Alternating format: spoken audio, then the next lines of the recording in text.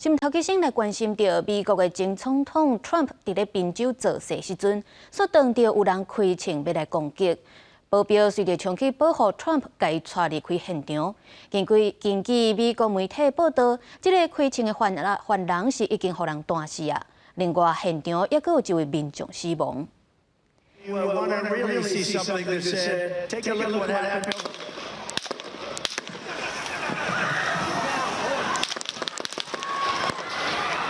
根据报道指出，迄当阵 Trump 去造势，上台发表演说，当啊几分钟尔，现场就传出枪声。Trump 的保镖随着枪去甲伊保护。虽然 Trump 正边的耳仔附近敢若有出血，不过伊伫咧要离开现场进前，阁有向民众来握手，强调伊家己无代志。美国特勤局嘛表示 ，Trump 真安全。也那宾州的检方嘛证实，这个开枪的犯人是已经互弹死啊。不过现场也阁有造成一位民众死亡，一位民众重伤。